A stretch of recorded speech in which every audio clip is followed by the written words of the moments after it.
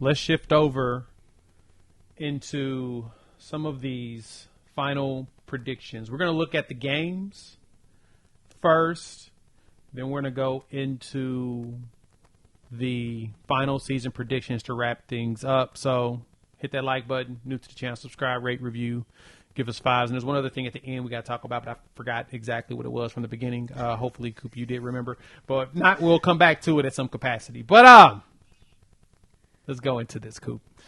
Schedule-wise, we're with us having 13 days away. It's time to look at what these games truly are going to look like. And every time I look at the schedule, I try to remind myself of who plays who before us and how that can truly affect us going up against each other, right? You want to make sure that you align that properly because you need context in all these conversations. So here's the schedule. I'm looking at this, Coop.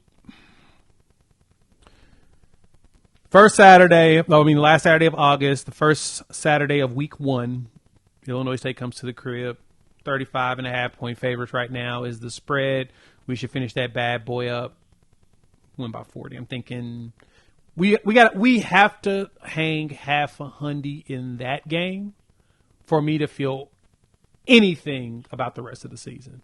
Like I would say that, that game doesn't matter as much. It's really Michigan. Nah, I need half a hundy in this game. What do you think?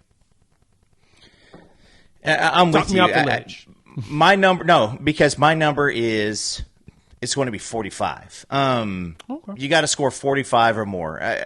Listen, you also have to give up like 13 or less. So if that game ends up at 45-13, I think that does what that game is going to be what you kind of need it to be.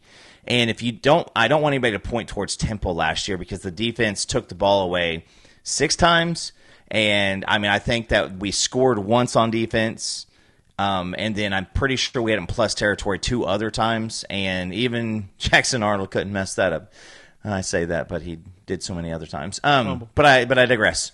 So what's going to happen here is it is, all right, offensive line, this is who you got out in front of him. Go do what you're going to do.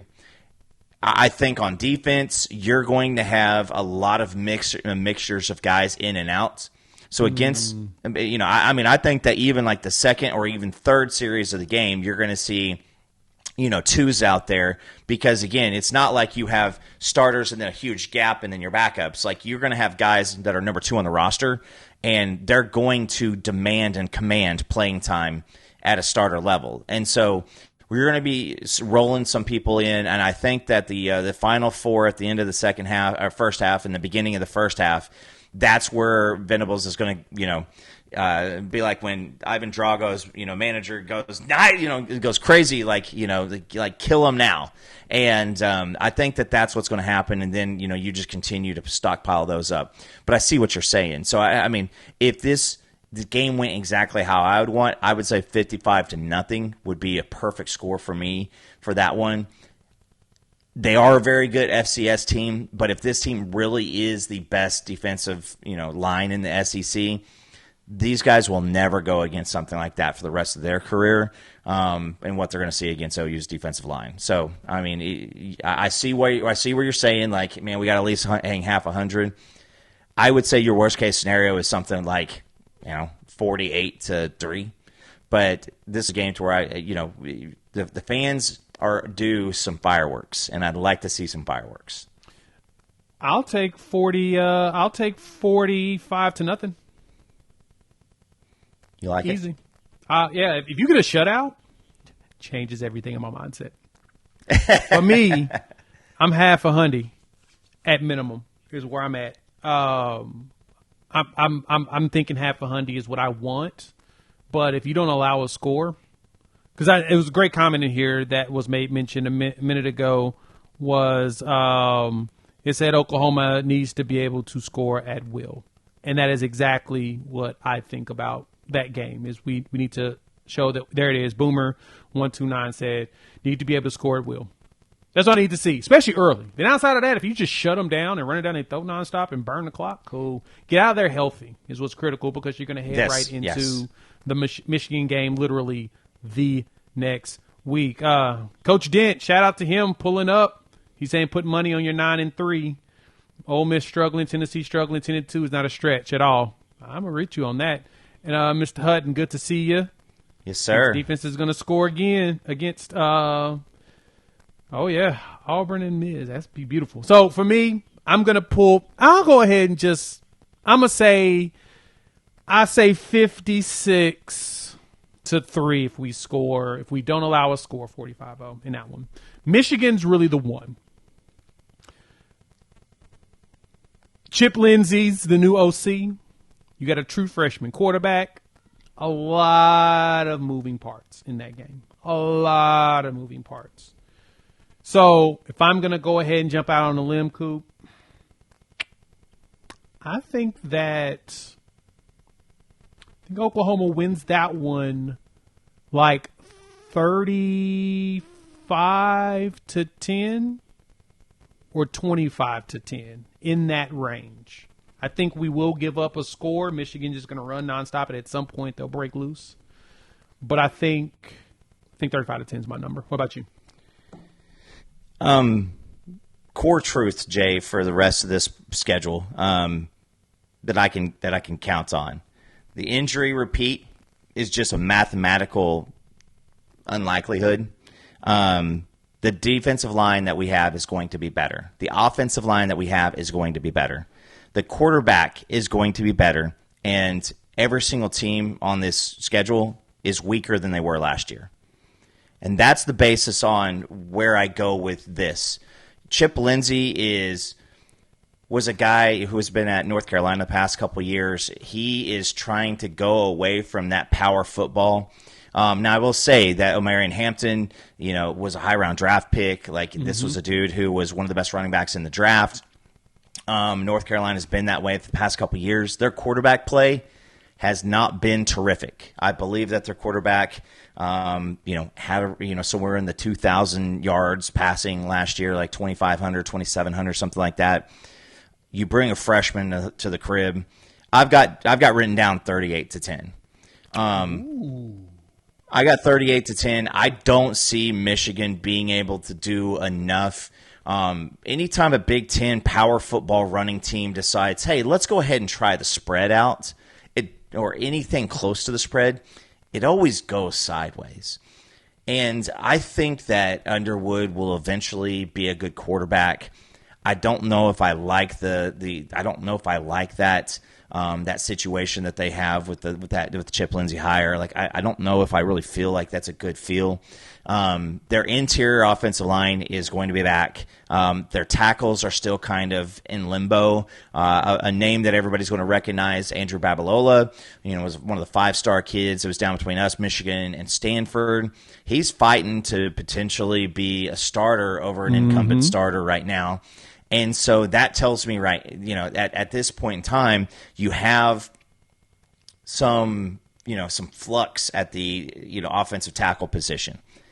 You don't want to have flux in the offensive tackle position on the road against the Brent Venables defense, against our Mason Thomas, against all these guys with a freshman quarterback back there. And then they bring over Justice Haynes from Alabama, who averaged right around 5 yards a carry last year. Again, that was kind of a different deal. But, man, no, Ben, I'm not underestimating Michigan's defense. They lost their best defensive back. They lost 2 first-round defensive linemen. That's not going to be the same group. You're relying on guys to step up and be something and be more than they're potentially ready for in week 2. And here's another damn thing, Jay. It is 75 degrees in Ann Arbor, Michigan right now. It's beautiful. It's going to be 100 on the field week 2. It really is. It's going to be hot. So they're going to come down here, and there's so much room for let's just get the hell out of here. And I think that if Michigan wants to win that game, they're going to want to come in here and control the ball and take minimal risks. I think that plays into Brent Venables super, super well. 38-10. I think that's something. 38-10. I can see that. sign me up for the aggression. Let them know. Let them know what that's supposed to look like. How they lose and stuff. How everything gone. You're right. I can't even argue with that. That's a good one. Okay. Next game up, we got Temple. Oklahoma travels to Temple. Now, for the uninitiated, because I've literally had people ask me this question on a couple of occasions. It always cracks me up. They're like, what the heck is Oklahoma doing traveling to Temple? Well, this was set up literally years ago. 6-7 years ago? Yeah. A long time ago was when this was established. And because of that, they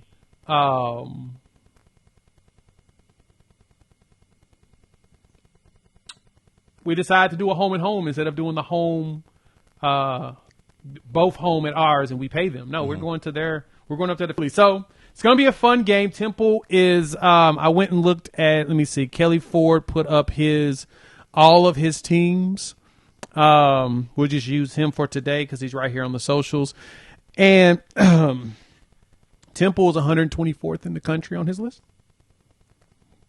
as far as the power rating. So the spread should be really high, especially if Oklahoma does do what you said they're going to do against Michigan. If the Sooners do that, spread's going to be high. Oklahoma should blow them out. I'm expecting that one to be just like it was last year, 50, but we shouldn't give up a score. I would like us to not give up a score in that game. They actually set this up on my birthday, July 7th, 2016. Sheesh. So 9 years ago. There's ESPN. There's ESPN article on July 6th, so day before. But that's not making it about me. But and that was in 2016. In 2016, Matt Rule was still there. Yeah, Matt Rule was the coach. They went 10-3 that year. I've mentioned that before, but people didn't believe me. No, Matt Rule was the head coach there when they put this on the schedule. He took the job. He left. There and went to Baylor afterwards. Yeah. That's how long ago it was. It was 9 years ago. So that's the reason why we're traveling up there. But anyway, what's your prediction on this one? Pain. I will say this. Temple did end with a top, I want to say it was top 25 defense last year.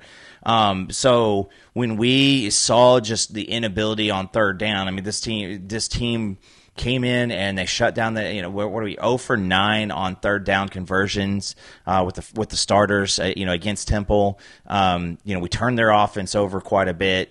But it was a solid butt kicking. But this team is not going to be spectacular. I think you go on the road, especially with Auburn coming back. This is a game that you want to, come back 42-3. That's a pretty safe bet right there. What did they score, 7 last year? Yeah, unfortunately. Or they? Now I will say they turn. They were in field goal range 3 or 4 times and decided to go for it on 4th down. And I think they missed a field goal. But I still remember us sitting in that game too, and. Winning by 40 and still pissed off. So that was the epitome of Oklahoma football, right? But you're going to get away. You're going to go do this thing. You don't have very many true road games. Sorry, choking me up. You don't have very many true road games this year, and so get some young kids out on the road. Let them have some fun. They're playing at Lincoln Financial or whatever the Philly Stadium's name is, right? Because we're not playing it at Temple. No, they're playing at the big stadium because they know that that's exactly where you need to go play it. Yeah, because I'm pretty sure Temple Stadium is probably a Oklahoma State, 40,000 or something like that. Something like that. All right. Yeah. Next up, most important one. First, SEC conference game, Auburn. Auburn. Of course, you all know we won the game last year due to a beautiful Kip 6. And,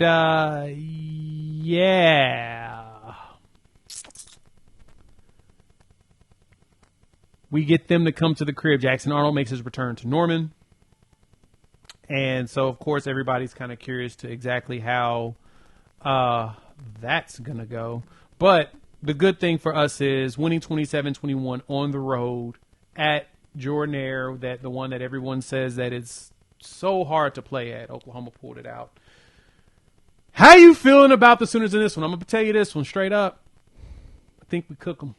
I think if Jackson Arnold's the starting quarterback, and after all the stuff we're seeing in practice and the film that's coming out and everyone's quote-unquote concern, I think that we're going to throw enough different defensive fronts that could rattle the whole situation there.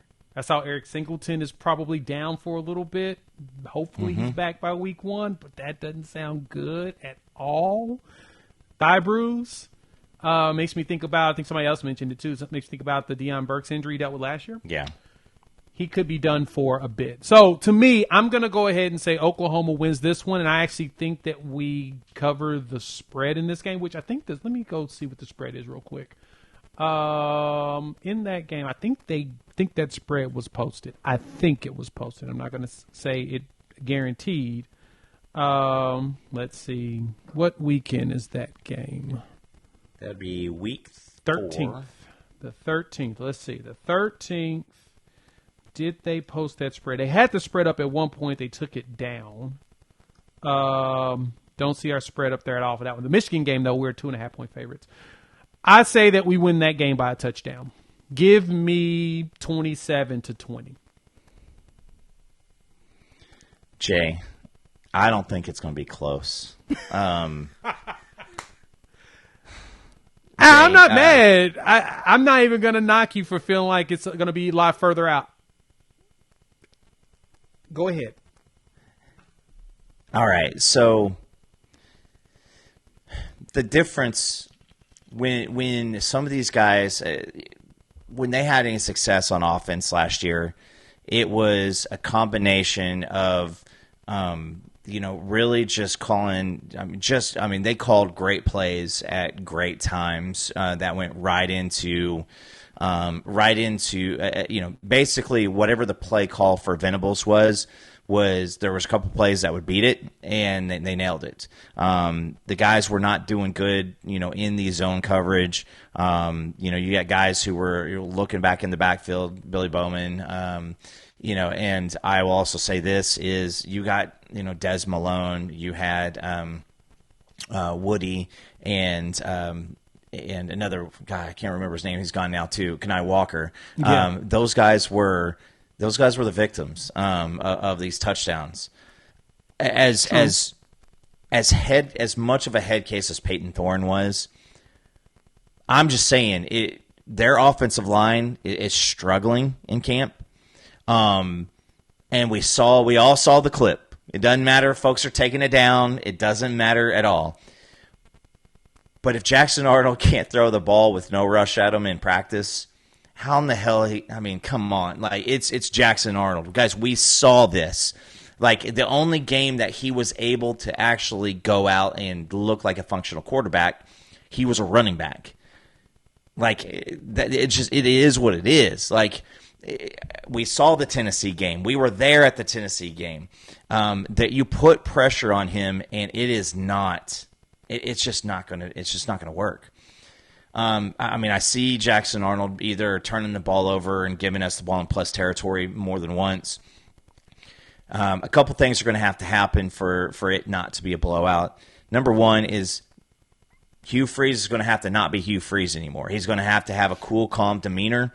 He's going to have to be able to just take the air out of the ball and minimize any type of anything. And he's not going to do that. That is not who he is, and that's not what he is. And every single time that he gets the cojones to drop one of the quarterbacks back and try to go deep, if it goes south, his demeanor is going to get even worse. This is another one to where I'm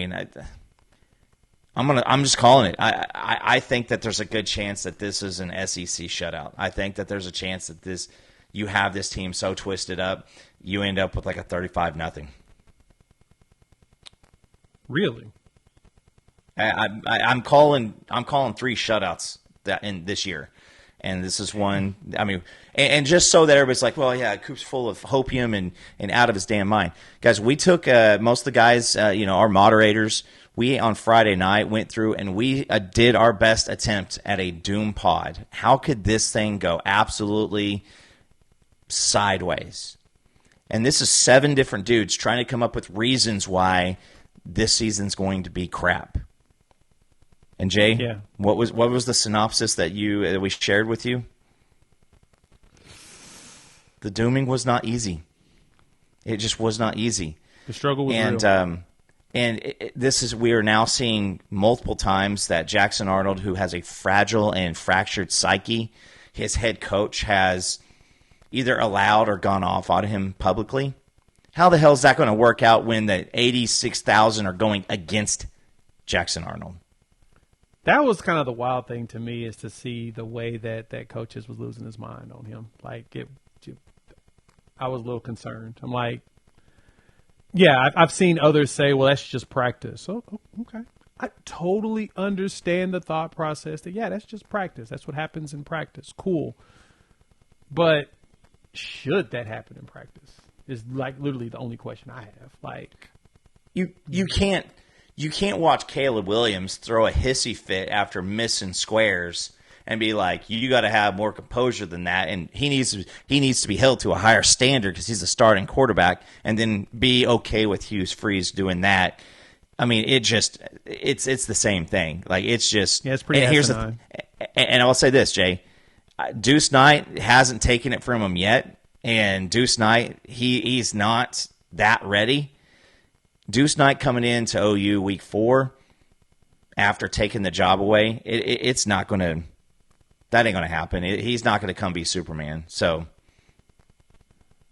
it does not matter. It does not matter who the quarterback is, because we'll see both of them that day. I think the big question I have about Auburn is their run game. Who's going to be there? They don't have Hunter, which we knew Hunter was that dude. Their run game isn't bad, but we don't have the guy, the name for me to say, oh, okay. And Auburn typically always has a good running back. But is Damari going to be that dude? Jeremiah Cobb? I mean, I know I got with Darrell Robinson from the portal. Who's going to be the guy that we say, oh, that's the running back that's going to take over? I don't see it. I don't see a shutout. I don't see them. I see them scoring just because it's SEC play. Granted, I don't know how good their SEC play is, but I do see them scoring. I see them actually scoring some points. But bye week. All right, who wins the bye week? First one. I'm a little concerned. The bye week's going to be won by the Ice Bath. Yeah, I'm kind of concerned a little bit about the bye week itself. Kidding, guys. I'm kidding. But I do think that overall it's going to be a good bye week. So it's a good setup because you get through your and at this point you're looking at 4-0. You now get to reset yourself for that next 5-game stretch. Right. And that next 5-game stretch is going to be, or I guess that would be, it's a kind of a 6-game stretch. But I mean, with Kent State there, it is what it is, right? But what's your hope here is that you get yourself ready. You know what your line assignments are going to be. You know what the offensive line is looking like. Anybody who needs a few days for recovery, they're going to have that. We talked about the schedule. I think the schedule setup is set up perfectly. And if you want some more hopium, it's pretty much the same setup as we had in the year 2000, as far as home, away, home, away. Mm-hmm. Yeah, it's a lot of that. I think that's the thing that makes you feel comfortable, let's put it that way, is you've got a lot of, as you mentioned, the home, away setup is really good in this circumstance. So we'll see how that looks. Okay. Kent State coming to the crib again. This is probably the best part about Oklahoma's schedule. Pull that back up. is where all of these buys and these games are set. Of course, the road game to Temple is not optimal to be right before Temple, right before Auburn. But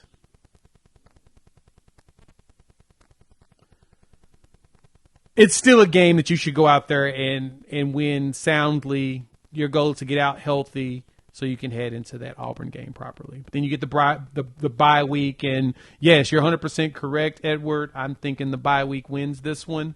We're just going to lay down and be down for a bit.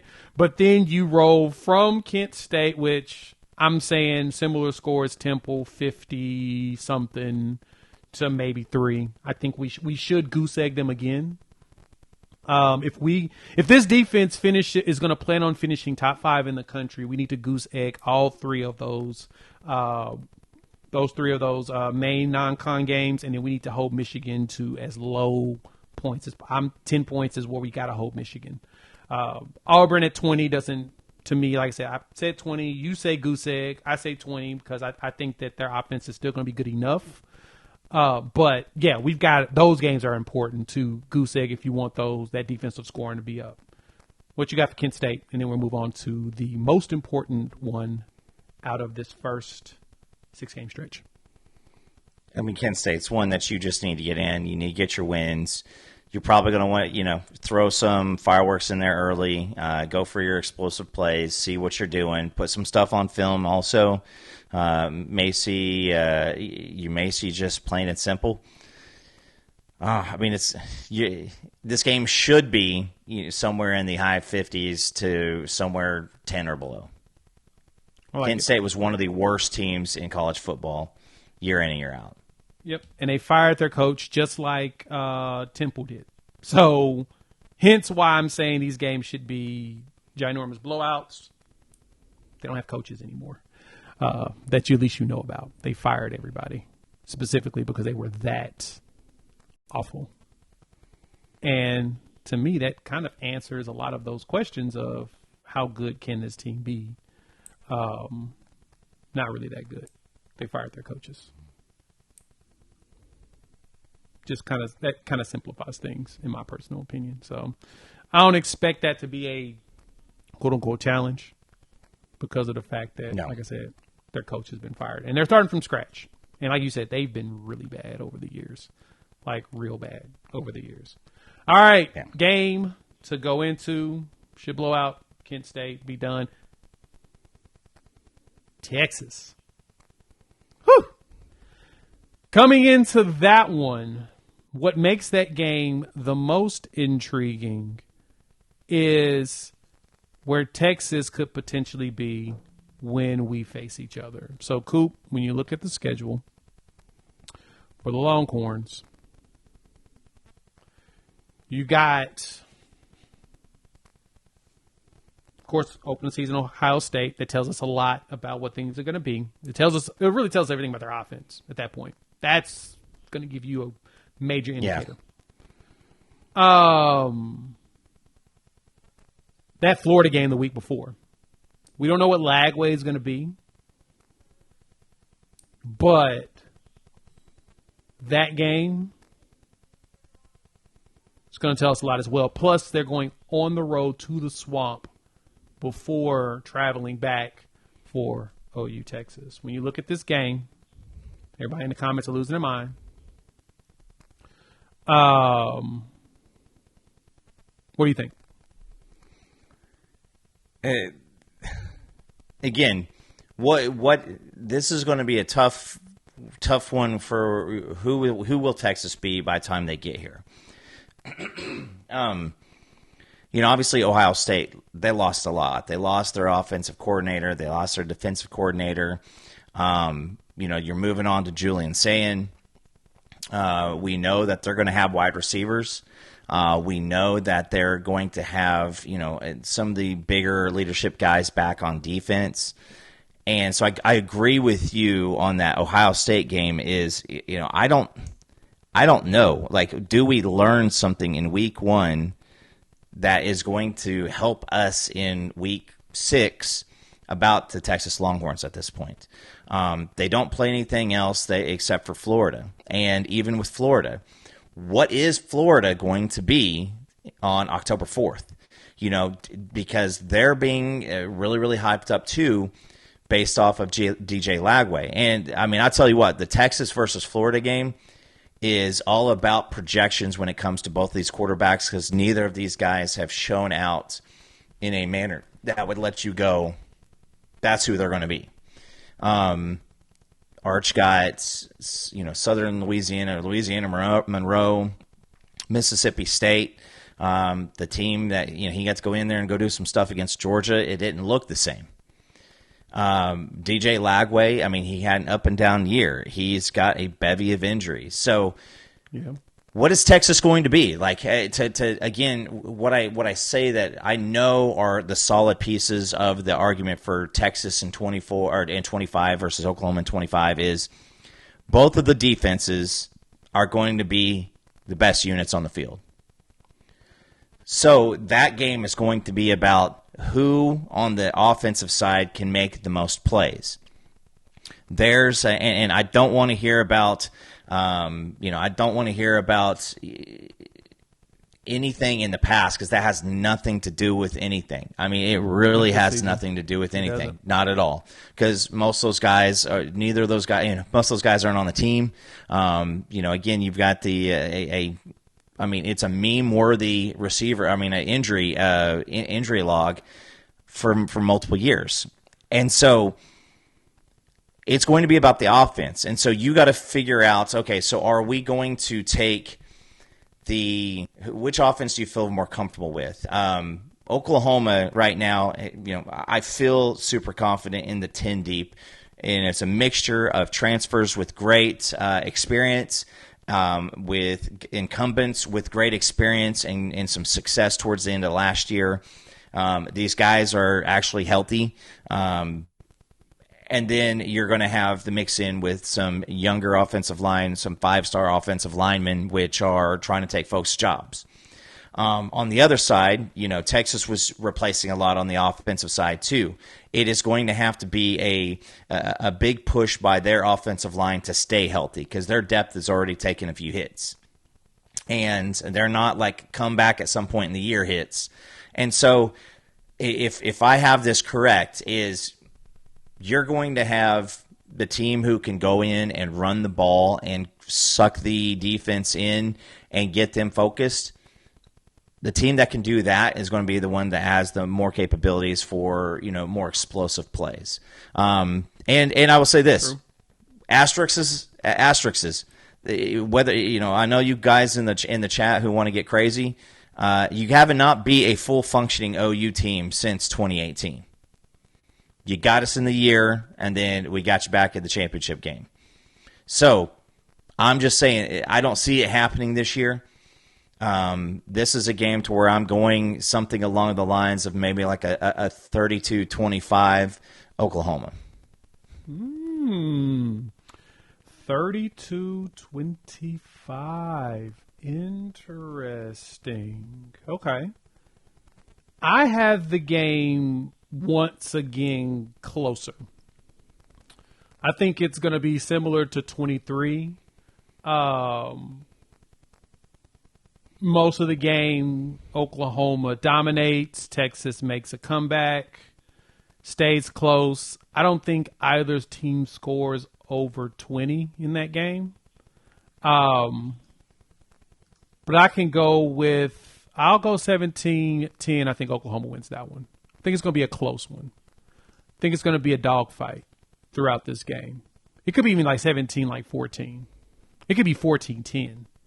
Like, I think everybody stays in that single digit, in that 10 range, both teams, because I think both defenses are going to be really good, like really good.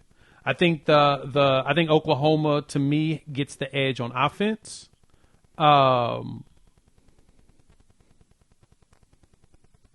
More so because I'm going to take the experience of Arbuckle and Mateer coming in as like not being seen yet together here with the changes of players to where things are going to be fun.